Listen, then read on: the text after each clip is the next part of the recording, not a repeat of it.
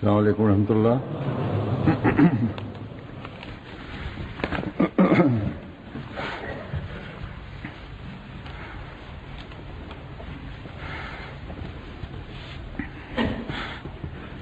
أشهد أن لا إله إلا الله وحده لا شريك له وأشهد أن محمدا عبده ورسوله أما بعد فأعوذ بالله من الشيطان الرجيم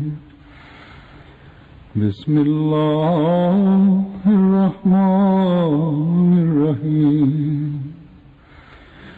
الحمد لله رب العالمين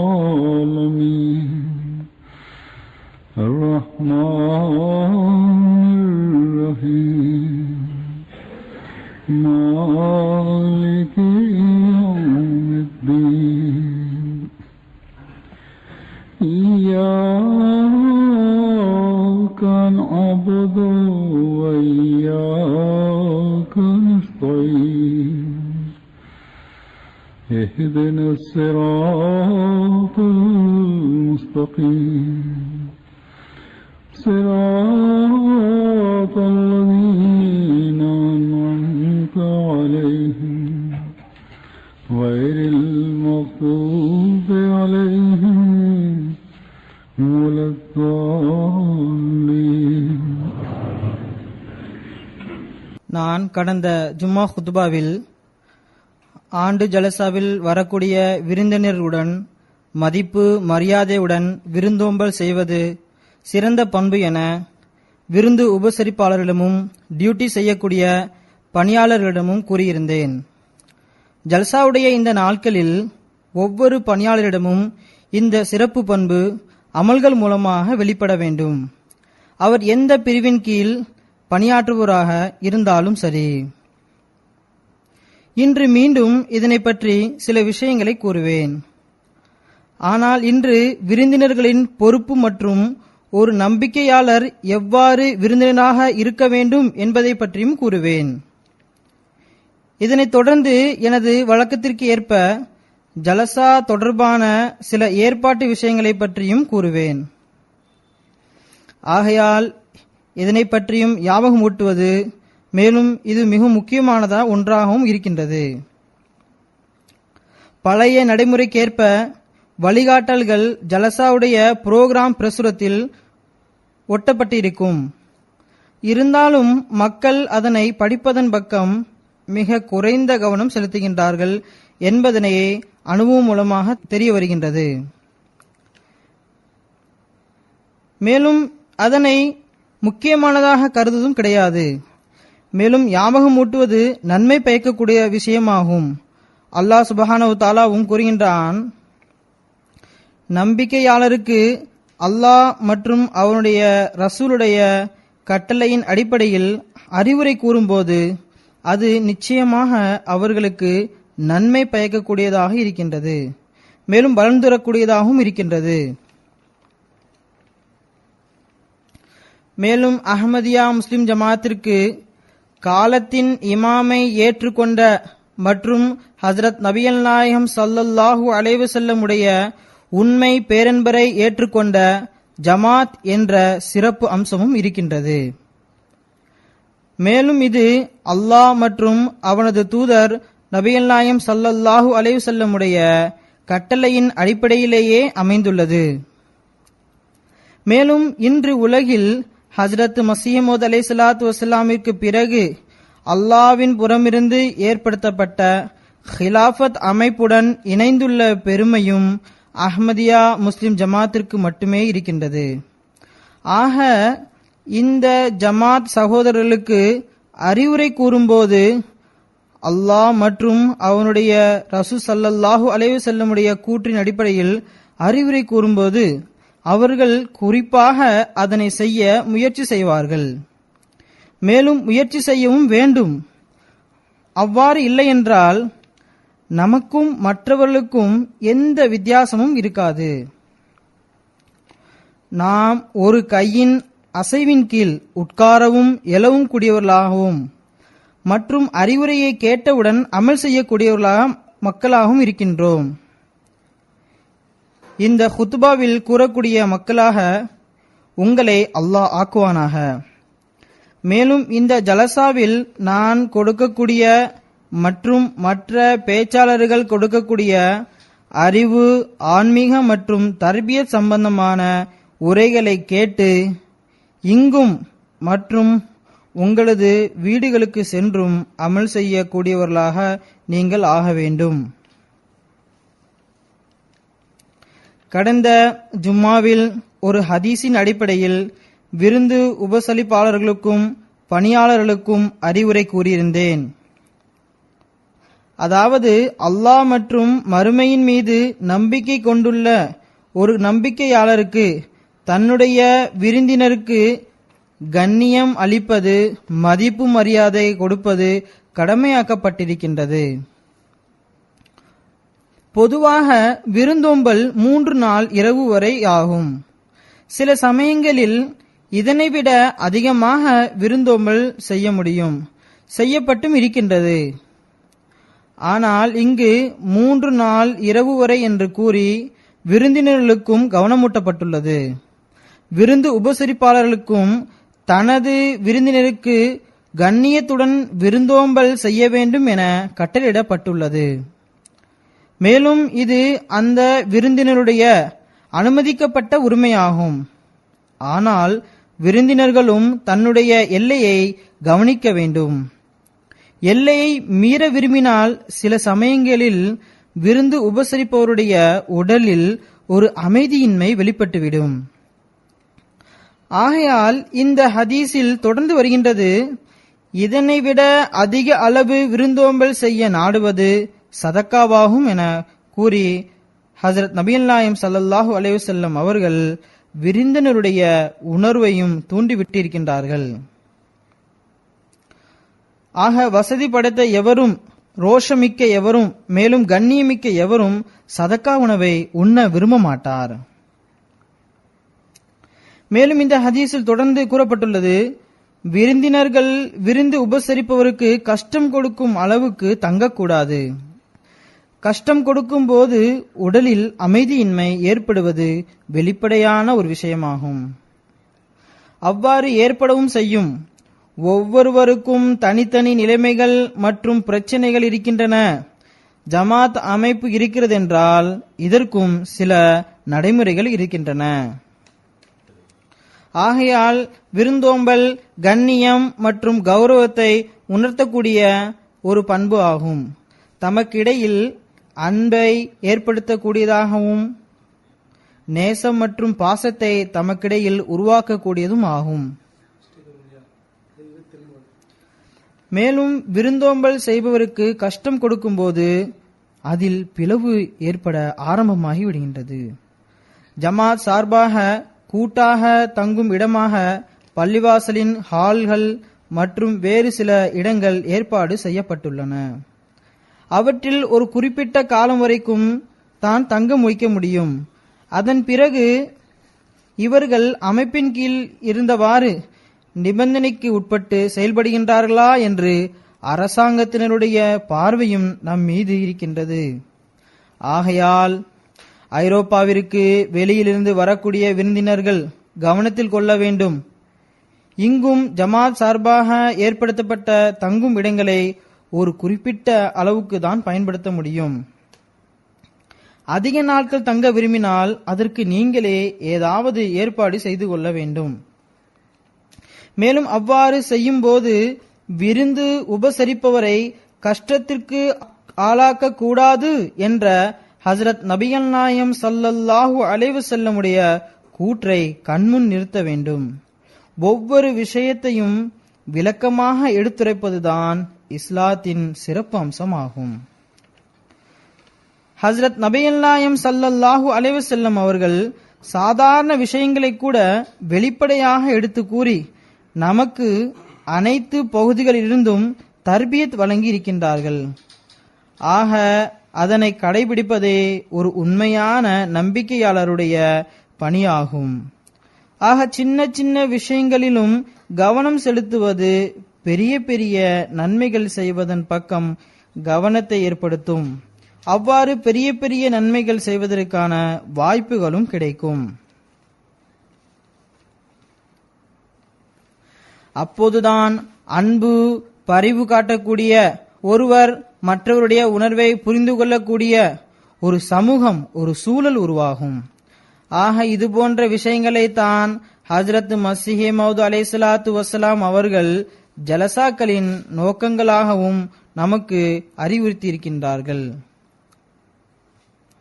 மேலும் அன்பு, பாசம், சகோதரத்துவம் நிறைந்த ஒரு தொடர்பு ஏற்பட வேண்டும் மற்றும் ஒரு சூழல் உருவாக வேண்டும். இஸ்லாம் ஏற்படுத்த விரும்பும் அழகிய சூழல் அல்லாஹ் மற்றும் ஹஜ்ரத் நபிகள் நாயகம் ஸல்லல்லாஹு அலைஹி வஸல்லமுடைய கட்டுப்படுதலிலும் மேலும் உலுல் அம்ர் அதாவது மேல் அதிகாரிகளுக்கு கட்டுப்படுவதிலும் தான் இருக்கின்றது என்பதனை நாம் எப்பொழுதும் நினைவில் கொள்ள வேண்டும். ஆக எந்த அளவு கட்டுப்படுதலில் உயர்தரம் இருக்குமோ அல்லது கட்டுப்படுதலில் உயர்தரத்தை ஏற்படுத்தி கொண்டே செல்வோமோ அதே அளவு விஷயங்களை கேட்பதற்கும் அதன்படி அமல் செய்வதற்கும் கவனம் ஏற்படும். ஆக வந்திருக்கக்கூடிய ஒவ்வொருவரும் ஞாபகத்தில் வைத்துக் கொள்ள வேண்டும், நாம் கட்டுப்படுதலின் தரத்தை மேம்படுத்த வேண்டும். இதற்காக முயற்சியும் செய்ய வேண்டும். நமது பாதங்களை பின்னோக்கி செல்வதிலிருந்து நாம் தடுக்க வேண்டும். இதன் மூலம்தான் ஜலசாவின் அருளிலிருந்து நாம் பலன் பெற முடியும். மேலும் சிலர் இங்கு வருகின்றார்கள். வந்து நாங்கள் ஜமாத் சார்பாக ஏற்பாடு செய்யப்பட்ட 2 அல்லது 3 வாரங்கள் வரை மட்டும்தான் இங்கு தங்குவோம். அதைவிட அதிக நாட்கள் தங்க வேண்டிய நிலை ஏற்பட்டால் நாங்களே ஏதாவது ஏற்பாடு செய்து கொள்வோம் என்று கூறுகின்றார்கள். ஆனால் பொதுவாக மக்கள் பல மாதங்கள் வரை இங்கு தங்குகின்றார்கள் என்பது தெரிய வருகின்றது. ஏற்பாடு செய்யக்கூடியவர்களும் எரிச்சல் அடைந்து விடுகின்றார்கள். மேலும் ஜமாத் புரோகிராமிற்காக அந்த இடங்கள் தேவைப்படும் போது அந்த இடங்களிலிருந்து விருந்தினர்களை வேறு சில இடங்களுக்கு மாற்றினால் பிறகு வருத்தப்படுகின்றார்கள். என்னிடமும் கூட பலர் இதுபோன்ற குறைகளை கூறி வந்திருக்கின்றார்கள். இப்படிப்பட்ட மக்களிடம் நான் வேண்டுவது என்னவென்றால், முதலில் நீங்கள் கொடுத்த அந்த வாக்குறுதிகளை நிறைவேற்றுங்கள். ஜமாத் அமைப்பிற்கு கட்டுப்படுவதை கவனத்தில் கொள்ள வேண்டும். ஒவ்வொரு சின்ன சின்ன விஷயங்களுக்கும் கூட கட்டுப்படுவது மனிதனை நன்மையின் பக்கம் அழைத்து செல்லக்கூடியதாக இருக்கின்றது. இதுபோன்ற சின்ன சின்ன விஷயங்களுக்கு எந்தவித முக்கியத்துவம் இல்லை என்றால், அல்லது சமூகத்தில் இதற்கான விளைவு ஏற்படாது என்றால், அல்லது மனிதனுடைய ஒழுக்கத்தில் இதனுடைய விளைவு ஏற்படாது என்றால், ஹஜ்ரத் நபிகள் நாயகம் ஸல்லல்லாஹு அலைஹி வஸல்லம் அவர்கள் ஒருபோதும் இதுபோன்ற விஷயங்களின் பக்கம் நமக்கு கவனமூட்டியிருக்க மாட்டார்கள். குறிப்பிட்ட காலம் வரை விருந்தோம்பல் செய்வதை பற்றி ஒரு ஹதீஸ் வருகின்றது. இதற்கு பல விளக்கங்களும் கூறப்படுகின்றன. இது சஹி முஸ்லிமுடைய ஹதீஸ் ஆகும். ஹஜ்ரத் அபு ஷுரைப் ஹுதாய் அவர்கள் அறிவிப்பு செய்கின்றார்கள். ஹஜ்ரத் நபிகள் நாயகம் ஸல்லல்லாஹு அலைஹி வஸல்லம் அவர்கள் கூறினார்கள், விருந்தோம்பல் 3 நாட்கள் மட்டும்தான். அதிலும் சிறந்த கவனிப்பு ஒரு பகலும் இரவும் தான். ஒரு முஸ்லிம் விருந்தினர் விருந்து உபசரிப்பவரிடம் அவரை பாவம் செய்யக்கூடிய அளவுக்கு அங்கு தங்கக்கூடாது என்று ஹஜ்ரத் நபிகள் நாயகம் ஸல்லல்லாஹு அலைஹி வஸல்லம் அவர்கள் கூறினார்கள். உடனே சஹாபாக்கள் ஹஜ்ரத் நபிகள் நாயகம் ஸல்லல்லாஹு அலைஹி வஸல்லம் அவரிடம் வினவினார்கள், அவரை எவ்வாறு பாவம் செய்யக்கூடியவராக ஆக்குகின்றார்? ஹஜ்ரத் நபிகள் நாயகம் ஸல்லல்லாஹு அலைஹி வஸல்லம் அவர்கள் அதற்கு பதில் கூறினார்கள், அவர் அந்த விருந்து உபசரிப்பவரிடம் விருந்தோம்பல் செய்வதற்கு எவ்வித வசதியும் இல்லாத காலம் வரை தங்குவதாகும். ஆக ஒருவேளை விருந்து உபசரிப்பவர் விருந்து உபசரிக்கவில்லை என்றால், அல்லது விருந்தோம்பலுடைய உரிமை ஏதாவது ஒரு நிபந்தனையின் காரணமாக நிறைவேற்றவில்லை என்றால் விருந்து உபசரிப்பவர் பாவம் செய்யக்கூடியவர் ஆகின்றார். மேலும் விஷயம் இங்கு மட்டும் முடிவதில்லை. இதற்கு முன்பு கூறப்பட்ட ஹதீஸில் வருகின்றது, விருந்து உபசரிப்பவரை கஷ்டத்திற்கு ஆளாக்க கூடாது. விருந்து உபசரிப்பவர் தன்னுடைய நல்லொழுக்கத்தின் காரணமாக கடன் வாங்கியாவது தனது கடமையை நிறைவு செய்கின்றார். மேலும் தன்னை கஷ்டத்திற்கு ஆளாக்கிக் கொள்கின்றார். ஒருவேளை கடன் வாங்கிய போது செய்த உடன்படிக்கையின்படி கடனை திருப்பிக் கொடுக்க முடியவில்லை என்றால் பாவம் செய்யக்கூடியவராகின்றார். சில சமயங்களில் மிக நீண்ட நாட்கள் விருந்து உபசரிப்பு செய்ய வேண்டியது ஏற்படுகின்றது. விருந்து உபசரிப்பவர் அல்லது அவரது வீட்டார் அல்லது வீட்டில் இருக்கக்கூடிய வேறு ஒருவர், விருந்தினர் நமது வீட்டிற்கு வந்து இருந்து கொண்டு போகவே மாட்டேங்கிறார்களே என எரிச்சல் அடையும் நிலையும் ஏற்படுகின்றது. பிறகு விருந்தினருக்கு எதிராக வசைமொழி மற்றும் தகாத வார்த்தைகளை கூறுவதனால் பாவம் செய்யக்கூடியவராக அவர் ஆகிவிடுகின்றார். பிறகு இதன் மூலம் விருந்தினருக்கு அவருக்குரிய கண்ணியம் இருப்பதில்லை. ஆக ஹஸ்ரத் நபிகள் நாயகம் ஸல்லல்லாஹு அலைஹி வஸல்லம் அவர்கள் விருந்தோம்பல் செய்யாமல் பாவம் செய்யக்கூடியவராக ஆகுவதை பற்றி கூறியிருக்கின்றார்கள். ஆனால் இதனுடைய பிரிவுகளில் சென்றால் இந்த ஒரு வார்த்தையில் பல அறிவுரைகளை கூறியிருக்கின்றார்கள் என்பது நமக்கு தெரிய வருகின்றது. பிறகு இன்னொரு கோணத்தில் விருந்து உபசரிப்பாளர்களுக்கும் கவனமூட்டியுள்ளார்கள். அதாவது விருந்தினரை தகுதியற்றவராக கருதி இந்த செயலை சாதாரணமாக கருதக்கூடாது. ஒருவேளை நீங்கள் இந்த கடமையை செய்யவில்லை என்றால் பாவியாகி விடுவீர்கள். மேலும் அல்லாஹ் மற்றும் மறுமையின் மீது வைத்துள்ள உங்களது நம்பிக்கையும் வீணாகிவிடும்.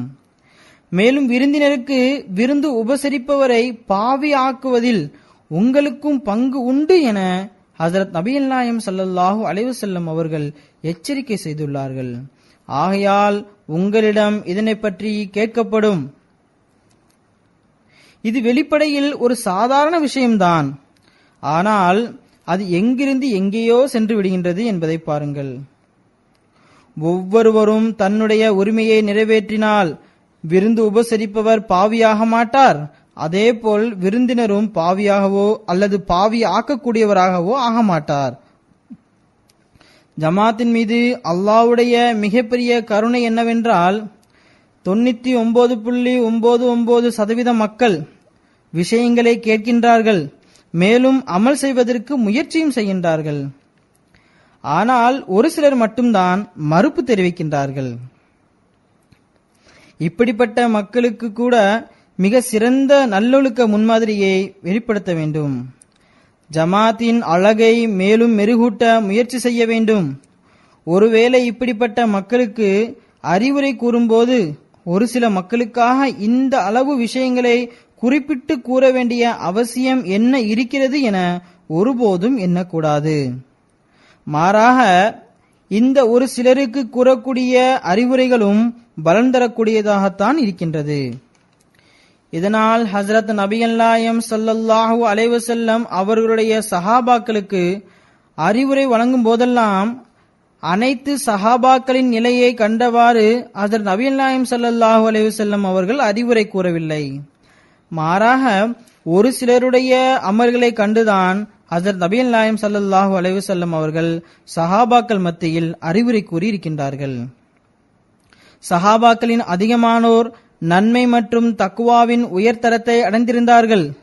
மாறாக முஹாஜிரின்கள் ஹிஜ்ரத் செய்து மதினாவிற்கு வரும்போது அன்சார்கள் மிக சிறந்த முறையில் அவர்களுக்கு தொண்டாற்றினார்கள். இதுவரை அதுபோன்ற உதாரணத்தை நம்மால் காண முடிவதில்லை. அவர்கள் எவ்வித சந்தேகமும் இல்லாமல் ஒருவர் மற்றவருடன் சகோதரர்களாக மாறிவிட்டார்கள். ஒரு சகோதரத்துவம் அவர்களுக்கிடையில் ஏற்பட்டது. மேலும் வீட்டின் ஒரு உறுப்பினர்களை போன்று ஆகிவிட்டார்கள் என்று நாம் கூறுகின்றோம். ஆனால் முஹாஜிர்கள் முழுமையான முறையில் தங்க ஆரம்பித்த பிறகும் கூட அன்சார்கள் அவர்களை விருந்தினர்களைப் போன்றே முஹாஜிர்களுடன் நடந்து கொண்டார்கள். அவர்களுடன் ஒரு உறவு ஏற்பட்டது. மேலும் அன்சார்களில் அதிகமானோர் தங்களுடைய உணவுகளை விட முஹாஜிரின்களுக்கு சிறந்த உணவையே வழங்கி வந்தார்கள். ஆனால் முஹாஜிரின்களும் சிறந்த முறையில் நடந்து கொண்டார்கள். அதாவது முஹாஜிரின்கள் கூறினார்கள், நீங்கள் எங்களுடைய உரிமையை இந்த அளவுக்கு கொடுக்காதீர்கள், எங்களுக்கு நீங்கள் பஜாருக்கான வழியினை காண்பியுங்கள், நாங்கள் சொந்தமாக சம்பாதித்து எங்களுடைய பாதங்களில் நிற்கின்றோம் என்றார்கள். ஆக ஹஸ்ரத் நபிகள் நாயகம் ஸல்லல்லாஹு அலைஹி வஸல்லமுடைய சஹாபாக்களில் அதிகமானோர் நன்மையில் நிலைநிற்பவர்களாகவும் அனைத்து விஷயங்களிலும் கவனம் செலுத்தக்கூடியவர்களாகவும் தான் இருந்தார்கள். இருந்தாலும் கூட ஹஸ்ரத் நபிகள் நாயகம் ஸல்லல்லாஹு அலைஹி வஸல்லம் அவர்கள் அறிவுரை கூறிக்கொண்டுதான் இருந்திருக்கின்றார்கள். ஆகையால் ஒரு சிலருக்காக இந்த அளவு அறிவுரை கூற வேண்டிய தேவையில்லை என ஒருபோதும் கருதக்கூடாது. ஹஜ்ரத் நபிகள் நாயகம் ஸல்லல்லாஹு அலைஹி வஸல்லம் அவர்கள் தனது சஹாபாக்களுக்கு அவர்களுடைய தரம் குறைந்துவிடக் கூடாது என்பதற்காக நிலையான உயர்ந்த நல்லொழுக்கத்தின் பக்கம் கவனமூட்டி வந்தார்கள். இது ஹஜ்ரத் நபிகள் நாயகம் ஸல்லல்லாஹு அலைஹி வஸல்லம் அவர்களுடைய தூய்மையாக்கும் ஆற்றலாகும். இதுதான் இருபுறமும் உயர்ந்த நல்லொழுக்கத்தை வெளிப்படுத்தக்கூடிய சஹாபாக்களை உருவாக்கியது. அதனை போன்ற உதாரணத்தை உலகில் நம்மால் இதுவரை காண முடிவதில்லை. மேலும் புதிதாக வரக்கூடிய விருந்தினருடைய அல்லது விருந்து உபசரிப்பவருடைய தர்பியத்திற்காக இந்த விஷயங்களை கண்முன் நிறுத்தி அவர்களுடைய நன்மையின் தரத்தை உயர்த்துவதற்காகவும் இதுபோன்ற அறிவுரைகள் கூறப்படுகின்றன. திருக்குரானும் ஃபஸ்தபிக்குல் ஹைராத், அதாவது நன்மையில் முன்னேறுவதற்கு கட்டளையிட்டிருக்கின்றது. ஆக முதலாவதாக இந்த விஷயங்களின் பக்கம் கவனமூட்டுவதன் மூலம் ஒவ்வொருவருக்கும் நன்மையில் முன்னேறுவதற்கான கவனம் ஏற்படும். இரண்டாவது, நீங்கள் நன்மையில் முன்னேறுகின்றீர்கள் என்றால், மேலும் உங்களுடைய சகோதரர் பின்னடைவதை நீங்கள் காண்கின்றீர்கள் என்றால் அவருடைய கையை பிடித்து அவரையும் முன்னேற செய்ய வேண்டும். நீங்கள் நன்மையின் படியில் முன்னேறி செல்கின்றீர்கள் என்றால், மேலும் நன்மையில் முன்னேறக்கூடியவர்களுடன் போட்டியிடுகின்றீர்கள் என்றால் பின்னடைந்து உள்ளவர்களையும் முயற்சி செய்து மேலே கொண்டு வருவது அவசியமாகும். சமூகம் என்ற நிலையில் முன்னேறிக் கொண்டே செல்ல வேண்டும். மேலும் நம்மில் ஒவ்வொருவரும் தன்னுடைய ஆற்றலுக்கேற்ப முயற்சி செய்யாத எந்த ஒரு பண்பும் இருக்கக்கூடாது. ஆக மூமின்கள் ஒரு ஜமாத்தாக இருக்கின்ற நிலையில் தான் இந்த அழகிய நிலை ஏற்படும். ஆக அறிவுரை கூறப்படும் போது, சின்ன சின்ன விஷயங்களின் பக்கம் கவனமூட்டப்படும் போது அது யாரையும் தலைகுனி வைப்பதற்காக செய்யப்படுவது கிடையாது, அல்லது உணர்வுகளை காயப்படுத்துவதற்காக கூறப்படுவது கிடையாது. மாறாக அவர்களுடைய நன்மையின் தரத்தை உயர்த்துவதற்காகத்தான் கூறப்படுகின்றது. விருந்தோம்பலை பற்றி கடந்த ஹுத்பாவில் நான் கூறினேன். ஒருவருடைய கூற்றின் அடிப்படையில் ஏழைகள் வீட்டில் பருப்பை தான் சாப்பிடுகின்றார்கள். மேலும் பல ஏழை நாடுகளில் சாப்பிடுவதற்கு சிலருக்கு பருப்பு கூட கிடைப்பதில்லை. ஆனால் பணக்காரர்கள், வசதி படைத்தவர்கள் இறைச்சி சாப்பிடுவதை வழக்கமாக கொண்டிருக்கின்றார்கள். ஆகையால் லங்கர்கானாவில் பொதுவான மக்களுக்காகவும் ஏழைகளுக்கென்றும் பருப்பை சமைக்க வேண்டும், அவர்களுக்கு பருப்பையே கொடுக்க வேண்டும். ஆனால் பணக்காரர்களுக்கென்று இறைச்சி மற்றும் சிறந்த உணவை சமைக்க வேண்டும் என்றார்கள். ஹஜ்ரத் மஸீஹ் மவ்ஊத் அலைஹிஸ்ஸலாத்து வஸ்ஸலாம் அவர்களுக்கு இந்த விஷயம் கேட்டவுடன் மிகவும் வெறுப்படைந்தார்கள். ஜலசாவில் விருந்தினர்களுக்கென்று ஒரே விதமான உணவுதான் சமைக்கப்படும் என்றார்கள். ஆனால் ஒரு சமயத்தில் ஏழைகளுக்கும் அன்னார் அறிவுரை கூறி இருக்கின்றார்கள். இது ஷேக் முகமது இஸ்மாயில் ரலியல்லாஹு அவர்களுடைய அறிவிப்பாகும். 2 மஜ்லிஸிற்கும் நான் தான் மதிய உணவு வழங்குவேன். ஒரு பிரிவு புதிய விருந்தினர்களாக இருப்பார்கள். இவர்களுடன் ஹஜ்ரத் மஸீஹ் மவ்ஊத் அலைஹிஸ்ஸலாத்து வஸ்ஸலாம் அவர்கள் உட்கார்ந்து உணவு உண்ணுவார்கள். மற்றொன்று நம்முடைய ஜமாத்தை சேர்ந்த மக்களுடையதாக இருந்தது. ஹஜ்ரத் மஸீஹ் மவ்ஊத் அலைஹிஸ்ஸலாத்து வஸ்ஸலாம் அவர்கள் சில சமயங்களில் தமது உரையில் கூறி வந்துள்ளார்கள், பாருங்கள், ஒருவர் ஏழையாக இருக்கிறார். அவர் தனது வீட்டில் எப்போதும் ரொட்டியும் பருப்பையும் தான் சாப்பிட்டு வந்திருப்பார். அவருக்கு இங்கு வந்தும் அதே பருப்பும் ரொட்டியும் சாப்பிட கிடைத்தால் அதனை அவர் தவறாக எண்ணக்கூடாது. பணக்காரர்களுக்கு இறைச்சி ரொட்டி போன்றவற்றை சிறப்பாக செய்து கொடுப்பார்கள். ஏனென்றால் அவர்களுடைய வழக்கத்திற்கு மாற்றமான உணவு கொடுப்பதன் மூலம் அவர்கள் நோய்வாயை பட்டுவிடக்கூடிய ஒரு நிலை இருக்கின்றது. அவர்களுக்கு பருப்பு மட்டும் கொடுக்கப்பட்டால் எந்த நோக்கத்திற்காக அவர்கள் இந்த ஜலசாவிற்கு வந்துள்ளார்களோ அது நிறைவேறாது. அவர்களுடைய உடல்நிலை கெட்டுவிடும். அதனால்தான் சில சமயங்களில் இங்கும் பலவிதமான உணவுகள் சில மக்களுடைய உடல்நிலைக்கு ஏற்ப சில சமூக மக்களுக்காக தயார் செய்யப்படுகின்றது. ஆக சில சமயங்களில் சூழ்நிலைக்கு ஏற்ப பலவிதமான உணவுகள் தயார் செய்ய முடிவெடுக்கப்படும் போது எந்த பிரிவினரும் தவறாக எண்ணக்கூடாது, எந்த மனிதரும் தவறாக அதை எண்ணக்கூடாது. ஆனால் பொதுவாக ஒரே விதமான உணவுதான் தயார் செய்யப்படுகின்றது. நோயாளிகள் மற்ற நாடுகளை சேர்ந்த அல்லது ஜமாத்தை சாராதவர்களுக்கு கொஞ்சம் சிறந்த உணவுகளும் தயார் செய்யப்படுகின்றன. ஆனால் அமைப்பாளர்கள் மற்றும் பொறுப்பாளர்கள் தனக்கென்று சிறந்த உணவை தயார் செய்து கொள்ளக்கூடாது. நான் கடந்த குத்துபாவில் கூறியது போன்று ஓரிடத்தில் இந்த விஷயம் எழுந்தது. பொறுப்பாளர் தனக்கென்று காடை உணவை தயார் செய்து கொண்டார். மேலும் விருந்தினராக வந்த ஒரு மனிதருக்கு இதனை பற்றி தெரிய வந்ததும் அவரும் அதனை சாப்பிடுவதற்காக கேட்டார். ஆனால் அப்போது அவருக்கு கொடுக்கப்படவில்லை. ஹசரத் மசீமது அலைஹிஸ்ஸலாத்து வஸ்ஸலாமிற்கு இதனை பற்றி தெரிய வந்ததும் உடனடியாக சமையல்காரர் மூலம் காடையை தயார் செய்து அனுப்பி வைத்தார்கள். ஹசரத் மசீமது அலைஹிஸ்ஸலாத்து வஸ்ஸலாம் அவர்கள் நாளை அனைவருக்காகவும் காடை தயார் செய்யப்படும் என்றும் கூறினார்கள். மேலும் இதன் மூலம் நீதி நிலை பெற வேண்டும் என விரும்பினார்கள். மேலும் நான் கேள்விப்பட்டேன், இதனை ஒருவர் கேலியாக எடுத்து ஜலசா ஏற்பாட்டாளருக்கு இவ்வாறு காடையை தயார் செய்வது உங்களுடைய கடமை என தூதி செய்தி அனுப்பியுள்ளார். மேலும் ஒருவேளை இதனை கேட்ட ஜலசா சாலானா மேல் அதிகாரி கவலையும் அடைந்திருப்பார். ஏனென்றால் இது அவருடைய முதல் வருஷமாகும். வாழ்நிலை மாற்றத்தின் அடிப்படையிலும் அவர் விரைவாக கவலை அடைந்து விடுகின்றார். அவருக்காக அதிகமாக துவா செய்யுங்கள். அல்லாஹ் தாலா தான் அவருடைய பணியில் பரக்கத்தை ஏற்படுத்துவான். ஜலசாவின் மேலதிகாரி அவர்களே, நீங்கள் கவலை அடைய வேண்டாம். இதனை ஒவ்வொருவரும் ஞாபகத்தில் வைத்துக் கொள்ளுங்கள். விருந்தினருக்கு கண்ணியம் கொடுப்பது மிகவும் முக்கியமான ஒன்றாகும். காடைக்கு பதிலாக பருப்பை கொடுத்தாலும் சரி, ஆனால் கண்ணியத்துடன் கொடுக்க வேண்டும். ஹசரத் மியா அப்துல் அசீஸ் சாஹிப் முகுல் அறிவிப்பு செய்கின்றார்கள், ஹசரத் மசீமது அலைஹிஸ்ஸலாத்து வஸ்ஸலாம் அவர்கள் லாகூரில் உரை நிகழ்த்துவதற்காக வந்த சமயத்தில் 16 நாட்கள் தங்கினார்கள். உணவு ஏற்பாட்டிற்காக நியமிக்கப்பட்ட மக்களில் நானும் ஒருவனாவேன். ஏறக்குறைய ஹலிஃபா நஜிபுத்தீன் ஒரு விருந்தினரிடம் தண்ணீரையும் சேர்த்து குடியுங்கள் என்று கூறினார்.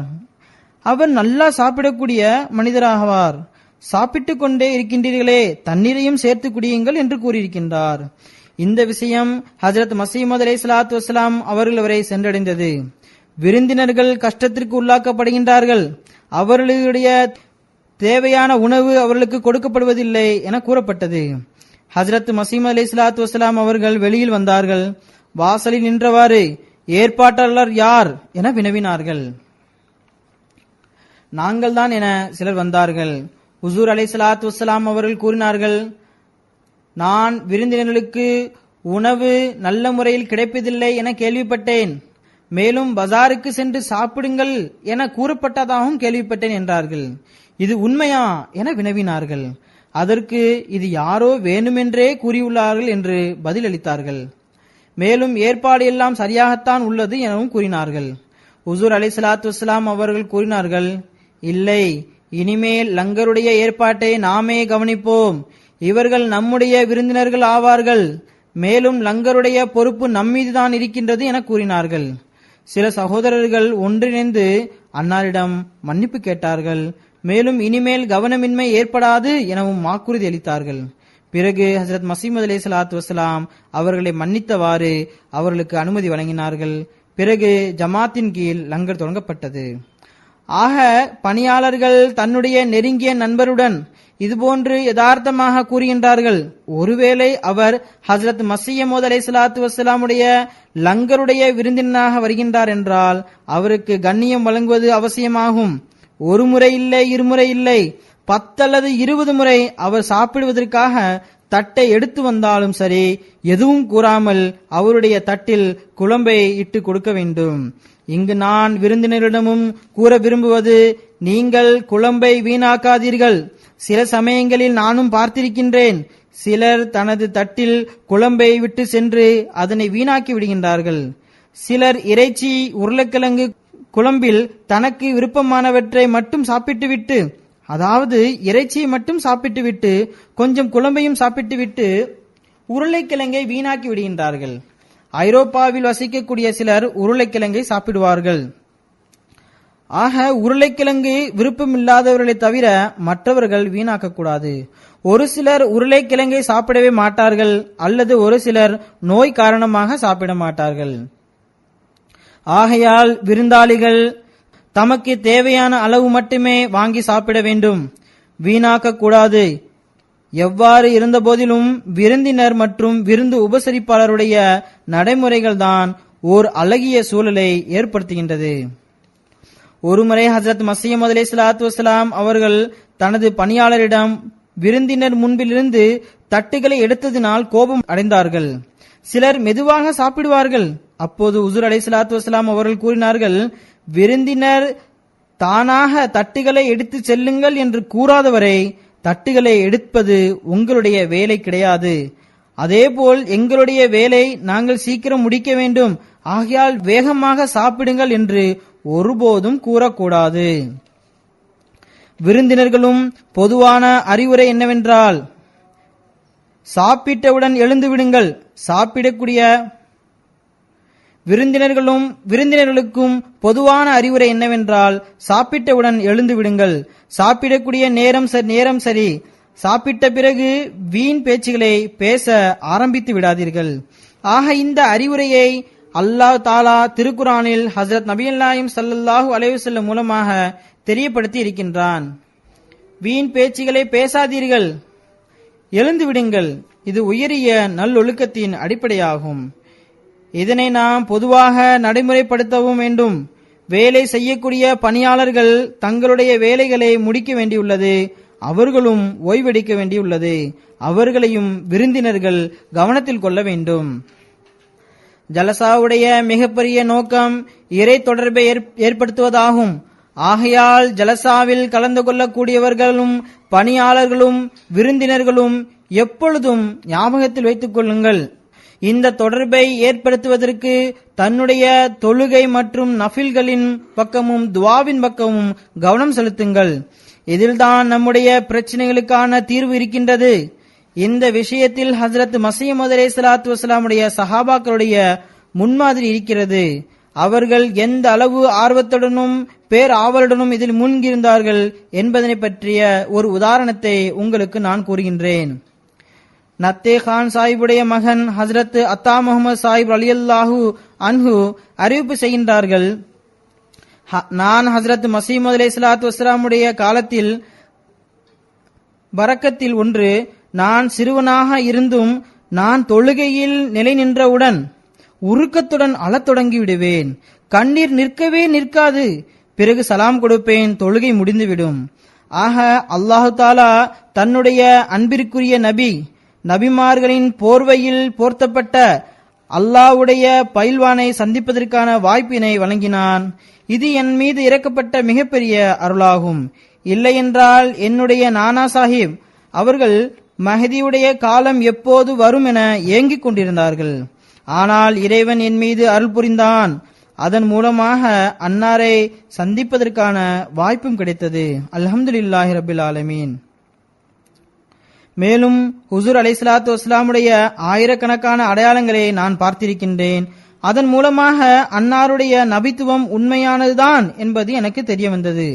உண்மையில் ஹுஸூர் அலைஹிஸ்ஸலாத்து வஸ்ஸலாம் இறைவனுடைய நபி ஆவார்கள். மேலும் நமக்கு அன்னாரை சந்திப்பதற்கான வாய்ப்பு கிடைக்கவில்லை.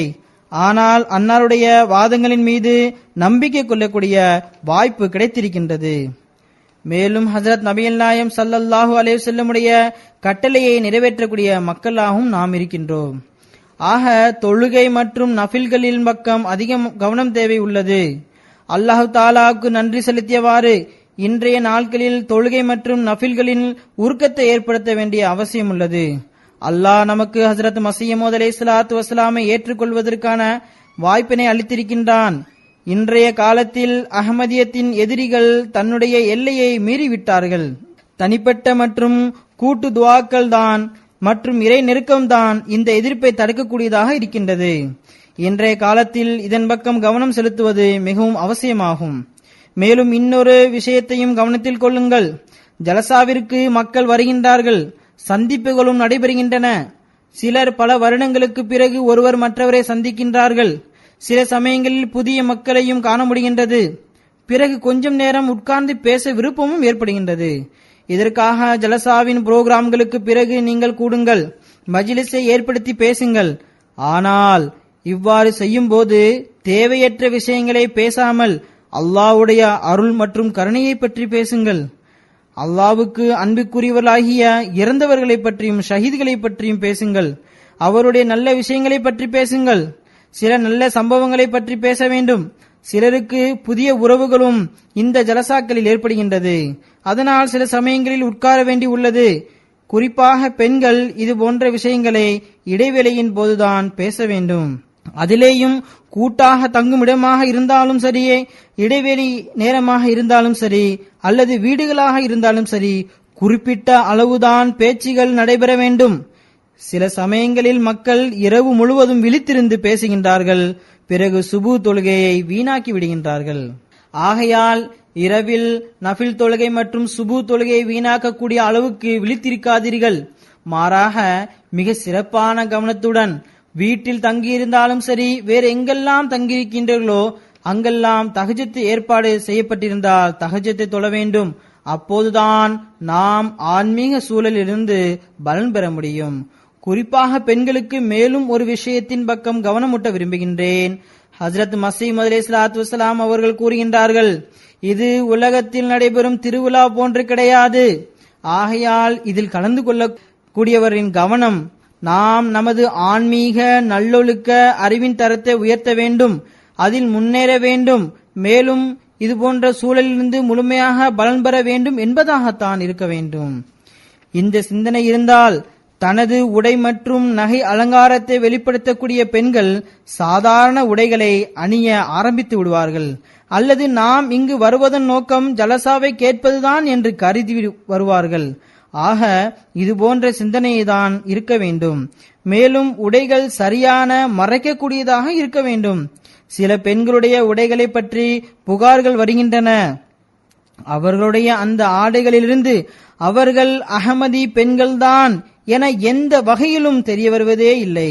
ஆக ஆடை என்பது அழகை மறைக்கக்கூடியதாக இருக்க வேண்டும். இதனை பற்றி அல்லாஹ் திருக்குர்ஆனில் கூறுகின்றான், தக்வாவின் அடிப்படையில் சென்றவாறு நீங்கள் ஆடை அணிந்தால் அதுதான் உங்களுடைய அழகை மறைக்கக்கூடிய ஆடையாகும். இதை போன்று ஆண்களுக்கும் பெண்களுக்கும் பார்வையை தாழ்வாக வைக்க கட்டளை இருக்கின்றது. பாதையில் செல்லும் போது தேவையில்லாமல் அங்கும் இங்கும் பார்வை பார்க்கக்கூடாது. இதுவும் மிகவும் முக்கியமான விஷயமாகும். இந்த சூழலில் சில இடங்களில் ஆண்களும் பெண்களும் ஒன்றாக செல்லக்கூடிய நிலை ஏற்படுகின்றது. அந்த நேரங்களில் இதனை கவனத்தில் கொள்ள வேண்டும். இவ்வாறு நடப்பது சமூகத்தில் கண்ணியத்தை மேம்படுத்தக்கூடியதாக இருக்கின்றது. மேலும் தன்னுடைய நல்லொழுக்கத்திற்கு இது மிகவும் அவசியமானதாக இருக்கின்றது. ஆகையால் இதன் பக்கமும் அதிக கவனம் செலுத்துங்கள். தற்பொழுது அமைப்பு மற்றும் ஏற்பாடு சம்பந்தமாக சில விஷயங்களை பற்றி கூறுகின்றேன். உங்களுடைய பாதுகாப்பிற்காக ஏற்படுத்தப்பட்ட செக்யூரிட்டி அமைப்பில் ஏற்படக்கூடிய கஷ்டத்தை மகிழ்ச்சியுடன் பொறுத்துக் கொள்ளுங்கள். ஸ்கேனர் வழியாக செல்வது, தனது பொருட்களை பரிசோதனை செய்து கொள்வது மிகவும் அவசியமாகும். மேலும் இதில் ஏதாவது ஒரு தவற்றின் காரணமாக விடுபட்டு விட்டாலும் தானே முன் சென்று என்னை பரிசோதியுங்கள் என கூற வேண்டும். சில சமயங்களில் ஒருமுறை பரிசோதிக்கப்பட்டு விட்ட பிறகு அந்த நபர் வெளியில் சென்று மீண்டும் திரும்பி வருகின்றார் என்றால் அவரை பரிசோதிக்க தேவையில்லை என ஒருபோதும் கருதக்கூடாது. எத்தனை முறை அவர் வெளியே சென்றாலும் உள்ளே வரும்போதெல்லாம் அவரை பரிசோதிக்க வேண்டும். பரிசோதனை செய்யக்கூடியவர்கள் எவ்வளவு நெருக்கமான உறவினராக இருந்தாலும் சரி, பரிசோதனை செய்வது அவரது கடமை ஆகும். ஆகையால் விருந்தினர்களும் இதில் கலந்து கொள்ளக்கூடியவர்களும் எரிச்சலடையக்கூடாது. மேலும் ஆண்கள் மற்றும் பெண்கள் பகுதியில் ஸ்கேனரில் பரிசோதிப்பதில் பணியாற்றக்கூடிய ஆண் பெண் பணியாளர்களிடம் நான் கூற விரும்புவது என்னவென்றால், கண்டிப்பாக பரிசோதனை செய்யுங்கள். அதிலும் எல்லா தேவையான பரிசோதனைகளையும் முழுமையாகவும் விரைவாகவும் செய்யுங்கள். இதன் மூலமாக மக்கள் அதிக கஷ்டத்தை மேற்கொள்ள வேண்டிய அவசியமும் இருக்காது. மேலும் ஜலசாவும் குறிப்பிட்ட நேரத்தில் ஆரம்பம் செய்ய ஏதுவாகவும் இருக்கும். மக்களும் அவர்களுக்குரிய இடங்களுக்கு வருவதும் எளிமையாகிவிடும். செக்யூரிட்டியில் டியூட்டி செய்யக்கூடிய பணியாளர்களிடம் ஏற்கனவே செக்யூரிட்டி பற்றி கூறியிருந்தேன். வேலி இடப்பட்டிருக்கிறதே என்று நினைத்து செக்யூரிட்டியில் இருப்பவர்கள் டியூட்டி செய்யாமல் இருந்துவிட வேண்டாம். மாறாக எங்கெல்லாம் வேலி போடப்பட்டிருக்கின்றதோ அங்கு செக்யூரிட்டியில் இருப்பவர்கள் டியூட்டி கொடுப்பது மிகவும் அவசியமாகும். மிகவும் கவனத்துடன் தனது பொறுப்பை உணர்ந்தவாறு பணியை செய்யுங்கள். கொடுக்கப்பட்ட எந்த பணியையும் சாதாரணமாக கருதக்கூடாது. தீங்கை ஏற்படுத்துபவர்கள் எப்படி வேண்டுமானாலும் தீங்கை ஏற்படுத்தலாம். ஆனால் டியூட்டி கொடுக்கக்கூடிய மக்கள் மட்டும் கிடையாது. மாறாக அனைவரும் தமது சூழலை கண்காணித்தவர்களாக இருக்க வேண்டும். நான் கூறியது போன்று இந்த நாட்களை துவாவில் கழியுங்கள். தன்னுடைய வசதிக்கேற்ப சதகாக்களையும் கொடுங்கள். ஸ்கேனரை பற்றி நான் கூறியிருந்தேன். இந்த வருடம் உள்ளே வருவதற்கான கஷ்டத்தை குறைக்க அதிக அளவு உள்ளே வருவதற்கான வழிகள் ஏற்படுத்த முயற்சிகள் மேற்கொள்ளப்பட்டுள்ளது. மேலும் நோயாளிகள் மற்றும் குழந்தைகளை கொண்டு வரக்கூடியவர்களுக்கு வசதிகள் ஏற்படுத்தப்பட்டுள்ளன. அவ்வாறு இருந்தும் சில சமயங்களில் பல கஷ்டங்கள் வருகின்றன. அப்போது சோர்வடையவோ அல்லது கவலைப்படவோ கூடாது. உரைகளுக்கிடையில் தேவையில்லாமல் நாரே தக்பீர் சொல்லக்கூடாது. சிலருக்கு நாரே தக்பீர் சொல்வது பழக்கமாக இருக்கிறது. மாறாக ஜமாத் சார்பில் ஏற்படுத்தப்பட்ட அமைப்பின் கீழ்தான் நாரே தக்பீர் சொல்ல வேண்டும். நாரே தக்பீர் சொல்வது அவருடைய பொறுப்பாகும். நாரே தக்பீர் கூறப்படும் போது அதற்கு மிகவும் உணர்வு பூர்வமாக பதில் அளியுங்கள். சத்தம் உயர்வாக இருக்க வேண்டும். உரைகளுக்கிடையில் அங்கும் இங்கும் செல்வது, வெளியில் செல்வது போன்றவை முறையானதாக இருக்காது. எந்த நோக்கத்திற்காக வந்துள்ளீர்களோ அதனை அடைவதற்கு முயற்சி செய்யுங்கள். ஒவ்வொரு உரையும் உங்களுக்கு பலன் அளிக்கக்கூடியதாக இருக்கும். உங்களுக்கு ஏதாவது ஒரு புதிய விஷயத்தை கற்றுத்தரக்கூடியதாக அது இருக்கும். தூய்மையின் பக்கம் மிகவும் அதிகமாக கவனம் செலுத்துங்கள். தன்னுடைய குப்பைகளை அங்கும் இங்கும் போடாதீர்கள். எங்கேயாவது டிஸ்போசிபிள் கிளாஸ் அல்லது பிளேட் கிடந்தால் அதனை குப்பை தொட்டியில் எடுத்து போடுங்கள். இதனை போன்று கழிவறை மற்றும் குளியலறையையும் தூய்மையாக வைத்திருங்கள். இதற்காக பணியாளர்கள் நியமிக்கப்பட்டுள்ளார்கள். அவர்கள் ஆண்களாக இருந்தாலும் சரி, பெண்களாக இருந்தாலும் சரி, எந்த வெறுப்புமின்றி இந்த பணியை செய்து வருகின்றார்கள். இருந்தாலும் விருந்தினர்களும் கழிவறை மற்றும் குளியலறையை தூய்மையாக வைத்துக் கொள்ள முயற்சி செய்ய வேண்டும். சகதி காலோடு சென்றீர்கள் என்றால் அதனை தூய்மை செய்யுங்கள். தற்பொழுது மழை நின்றுவிட்டது. இருந்தாலும் எப்பொழுது வரும் என்பது தெரியாது. பூமி மிகவும் மிருதுவானதாக இருக்கின்றது. ஆகையால் பாதங்களில் சகதி ஒட்டிக்கொள்ளும் வாய்ப்பு இருக்கின்றது. ஆக தூய்மையினை குறிப்பாக கையாளுங்கள். குளியலறையில் அழுக்கை ஏற்படுத்தாதீர்கள். பிறகு ஜலசா நடைபெறும் இடத்திற்கு வருபவர்கள் அதற்கென குறிப்பிட்ட இடத்தில் நுழையும் போது நிர்பந்தமில்லாதவர்கள் முன்னாடி வந்து உட்கார வேண்டும். இதன் மூலமாக பின்னாடி வருபவர்களுக்கு எந்த விதமான கஷ்டமும் இருக்காது. மேலும் பின்னாடி வருபவர்கள் எங்கு இடம் கிடைக்கிறதோ அங்கு உட்கார வேண்டும். ஒருவர் மற்றொருவரை தாண்டி கொண்டு முன்னாடி வரக்கூடாது. இதேபோன்று ஹசரத் மஸீஹ் மவ்ஊத் அலைஹிஸ்ஸலாத்து வஸ்ஸலாம் அவர்களது மஜ்லிஸில் ஒருவர் மற்றொருவரை தாண்டி கொண்டு முன்பாக வந்தார். இதனை கண்ட ஹசரத் மஸீஹ் மவ்ஊத் அலைஹிஸ்ஸலாத்து வஸ்ஸலாம் அவர்கள் கோபமடைந்து அந்த மஜ்லிஸில் இருந்தே சென்று விட்டார்கள். ஹஜ்ரத் ஹலிஃபத்துல் மஸீஹ் அவ்வல் ஹஜ்ரத் ஹக்கீம் நூருதீன் ரலியல்லாஹு தஆலா அன்ஹு அவர்களிடம் இவருக்கு அறிவுரை கூறுங்கள் என்று கூறினார்கள். அவர்கள் அந்த நபருக்கு கடினமான முறையில் அறிவுரை கூறினார்கள். ஆகையால் யாருக்கு எங்கு இடம் கிடைக்கிறதோ அங்கு உட்கார வேண்டும். முதலில் வரக்கூடியவர்கள் முன்னால் உட்கார வேண்டும். பிறகு வரக்கூடியவர்கள் எங்கெல்லாம் இடம் கிடைக்கிறதோ அங்கு உட்கார வேண்டும்.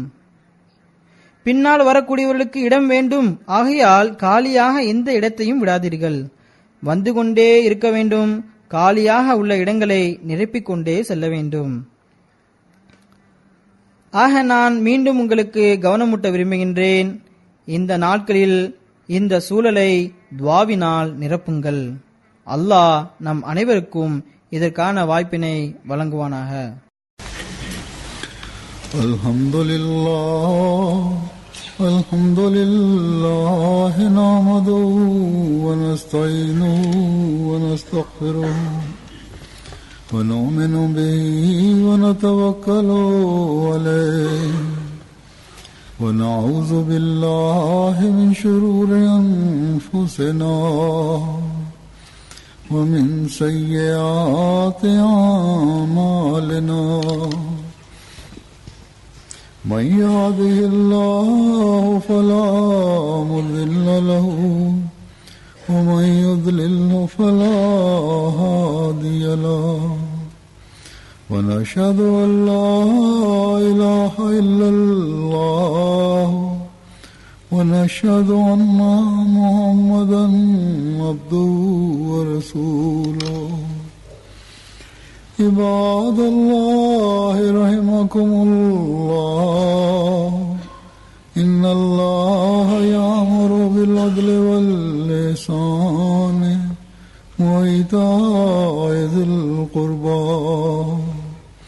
وينهى عن الفحشاء والمنكر والبغي يعظكم لعلكم تذكرون. اذكروا الله يذكركم وادعوه يستجب لكم ولذكر الله أكبر.